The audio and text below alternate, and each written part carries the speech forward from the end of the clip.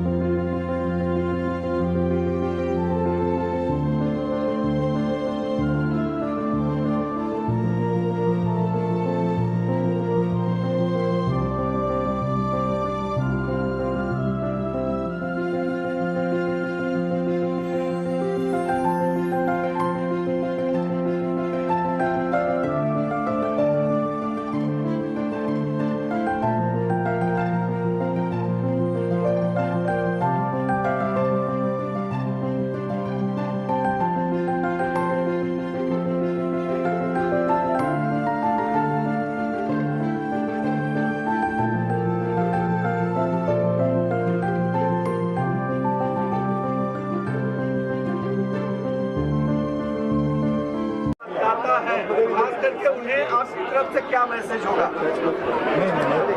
महायुति की प्रगतिशील और महाराष्ट्र को नई ऊंचाइयों पे लेके जाने वाली सरकार फिर एक बार महाराष्ट्र में अवश्य चुनकर आ रही है। सभी जगह की खबरों के हिसाब से स्पष्ट पूर्ण बहुमत की एक मजबूत सरकार भारतीय जनता पार्टी, शिवसेना, राष्ट्रवादी कांग्रेस, अजीत पवार की और आरपीआई अठावले ग्रुप की अब महाराष्ट्र में आना नक्की है। महाराष्ट्र के लोग विकास चाहते हैं, महाराष्ट्र के लोग समाज को जोड़ने वाली सरकार चाहते हैं, महाराष्ट्र के मतदाता ऐसी सरकार चाहते हैं जो प्रधानमंत्री नरेंद्र मोदी जी के साथ कंधे से कंधा मिलाकर महाराष्ट्र को आगे भी नंबर 1 स्टेट बनाए रखे। और मैं समझता हूँ कि मलाड की जनता अब बदलाव चाहती है। मलाड डिमांड्स चेंज और समय आ गया है कि मलाड भी इस बार भारतीय जनता पार्टी के श्री विनोद शेलार को जिताकर, प्रचंड बहुमत से जिताकर 6 के 6 आमदार उत्तर मुंबई में महायुति के होंगे और हम सब मिलके उत्तर मुंबई को उत्तम मुंबई बनाने का काम करें।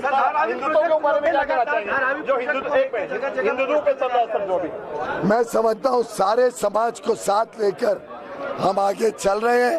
प्रधानमंत्री मोदी जी ने कभी किसी के धर्म, भाषा, जाति के आधार पर भेदभाव नहीं किया है और मुझे पूरा विश्वास है आगे भी महायुति की सरकार सभी का उद्धार करके महाराष्ट्र को आगे बढ़ाएगी। हम सभी स्लम्स को अच्छे पक्के मकान उन्हीं की जगह पर जहां वो रहते हैं वहीं पर उनको अच्छा पक्का मकान मिले, अच्छा घर मिले, अच्छा जीवन मिले, उसके लिए प्रतिबद्ध है। और पूरे मुंबई महाराष्ट्र में सभी को एक अच्छा भविष्य, हर बच्चे को एक अच्छा घर देने का हमारा पक्का इरादा है और हम उसको पूरी तरीके से निभाएंगे। सर, क्या कहना चाहेंगे? पीयूष गोयल का जो संबोधन हुआ, चाहे धारावी का प्रोजेक्ट रहा हो, चाहे यहाँ के परिवर्तन का प्रोजेक्ट रहा हो, क्या मैसेज होगा आपको? देखिए, मुंबई भारत की आर्थिक राजधानी है और सबसे ज्यादा रेवेन्यू भारत में अगर कहीं से इकट्ठा होता है तो मुंबई से होता है। लेकिन मुंबई को हमेशा नजरअंदाज किया गया है और जिस हिसाब से मुंबई का विकास होना चाहिए था, मुंबई का विकास नहीं हुआ है। अब दिल्ली को मुंबई से कंपेयर कर लीजिए, लेकिन पिछले 10 सालों में जब से नरेंद्र मोदी की सरकार दिल्ली में आई है और यहाँ पर पिछले 2.5 वर्षों में फडणवीस जी और एकनाथ शिंदे जी की सरकार आई है, तो इंफ्रास्ट्रक्चर पर बहुत बड़ा काम हुआ है। आप अगर देखेंगे तो वर्ली से लेकर नरीमन पॉइंट तक जो सी लिंक है वो बना है और अभी बांद्रा से लेकर भाईंदर का प्रोजेक्ट भी पास हुआ है, टेंडर हो गया है। और एक वर्सोवा से लेकर के मलाड मठ तक जो ब्रिज का है उसका भी टेंडर पास हुआ है, निर्माण कार्य शुरू हुआ है। और ये जो फ्लाईओवर्स है, अटल सेतु है, और जितना काम ये पिछले 2.5 वर्षों में एकनाथ शिंदे और फडणवीस जी सरकार ने किया है, उस गति को आगे कायम रखने के लिए फिर से एक बार महाराष्ट्र में भारतीय जनता पार्टी, शिवसेना एकनाथ शिंदे, अजित पवार राष्ट्रीय कांग्रेस पार्टी और बाकी दलों की सरकार बने।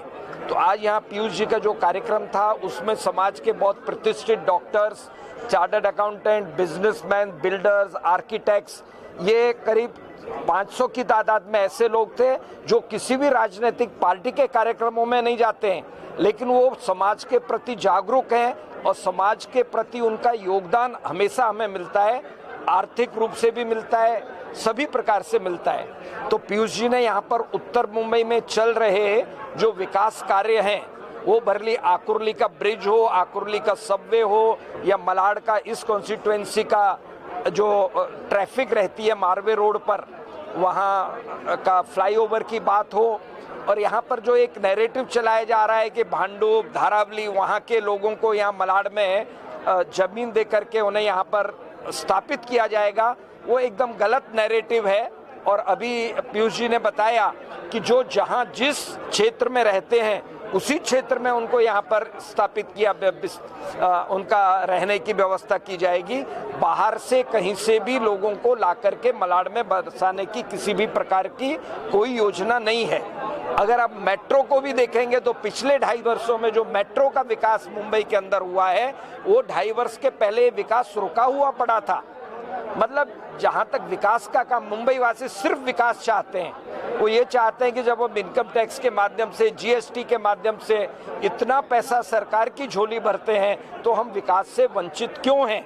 हम भीड़ भाड़ में रहने को मजबूर क्यों हैं?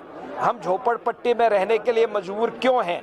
तो ये जो अड़चने आ रही हैं विभिन्न प्रकार के प्रोजेक्टों में, ये पीयूष गोयल जी का संबंध, डायरेक्ट संपर्क पूरी सेंट्रल कैबिनेट से है, जिसमें विकास पुरुष नरेंद्र मोदी हैं, नितिन गडकरी हैं, अमित शाह हैं। तो मोदी जी के नवरत्नों में से एक व्यक्ति हमें मलाड के विकास के लिए मिला है।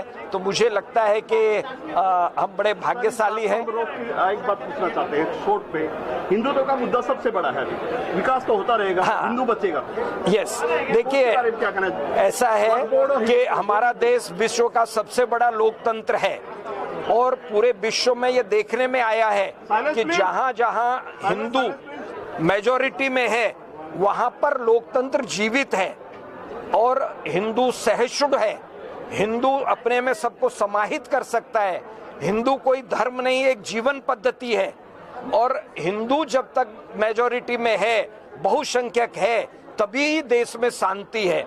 आप केरला को ले लीजिए, वेस्ट बंगाल को ले लीजिए, नागालैंड को ले लीजिए, मिजोरम ले लीजिए, बांग्लादेश को ले लीजिए, पाकिस्तान को ले लीजिए। जब जब आबादी का अनुपात कम हुआ है वहां पर आतंकवाद प्रखर हुआ है और आतंकवाद ने मानवता को शर्मसार किया है। तो ये हिंदू ही है जो अपने में सबको, जैसे दूध में शक्कर मिल जाती है, दूध में पानी मिल जाता है, उसी प्रकार सभी धर्मों को, सभी पंथों को, सभी पूजा स्थलों को समाहित करने का काम।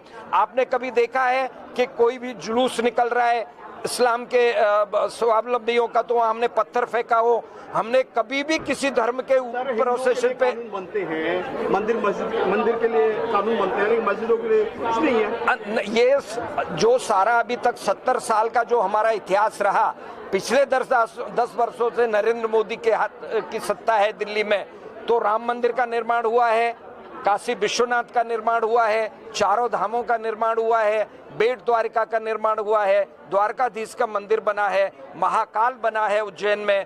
सैकड़ों जगह पर हमारे जीर्ण शीर्ण पड़े हुए धार्मिक स्थलों का अच्छी तरीके से जीर्णोद्धार हुआ है।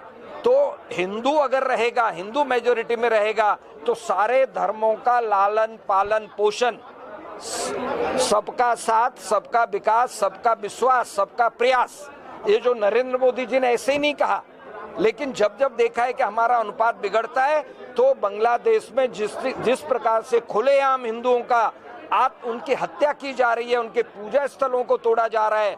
अब इजराइल और हमास और हिजबुल्लाह में आतंकवादी हिंदू धर्म के अनुयायी नहीं होते, आतंकवादी एक ही धार्मिक व्यवस्था से क्यों निकलते हैं? तो इसीलिए एक रहोगे सेफ रहोगे, एक रहोगे नेक रहोगे।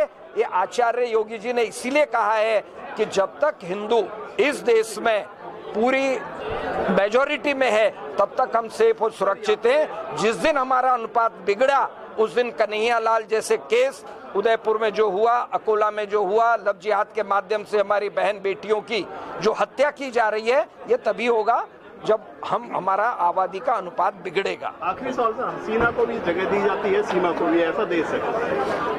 अब देखिए, अब मैंने बताया ना, पारसी जब हिंदुस्तान में आए थे तो दूध में शक्कर की तरह घुल मिल गए। तो आप भले मंदिर जाओ, मस्जिद जाओ, गिरजाघर जाओ या कहीं पर भी जाओ, आपकी पूजा पद्धति कुछ भी हो सकती है, लेकिन आप भारतीय हैं, देशभक्त हैं, देश प्रेम है, सभी को देश में रहने का अधिकार है, कोई भी पूजा पद्धति हो।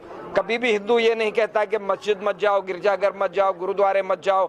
हम सभी का आदर करते हैं, सभी का सम्मान करते हैं। हम अपनी माँ को प्यार करते हैं तो इसका मतलब ये नहीं है कि हम दूसरे की माँ को प्यार नहीं करते। तो जब हम अपनी हिंदू आस्थाओं का विश्वास करते हैं, अपने राम कृष्ण को प्यार करते हैं, तो हम मोहम्मद पैगंबर को भी प्यार करते हैं, ईसा मसीह को भी प्यार करते हैं। लेकिन इसका अर्थ ये नहीं होता है कि हमारे जुलूसों पे पत्थर फेंके जाएं। एक व्यक्ति, कांग्रेस का एक आदमी नहीं बोलता है कि ये पत्थर क्यों फेंके जाते हैं जन्माष्टमी के पर और ये सब उनके उसमें लगे हुए हैं। उनका ये मुस्लिम आस्थाओं के प्रति हमारे मन में कोई भेदभाव नहीं है, लेकिन हम उनके ऊपर कभी पत्थर नहीं फेंकते, तो वो हमारे ऊपर पत्थर फेंकेंगे तो हम कभी भी सहन नहीं करेंगे। यही आदित्य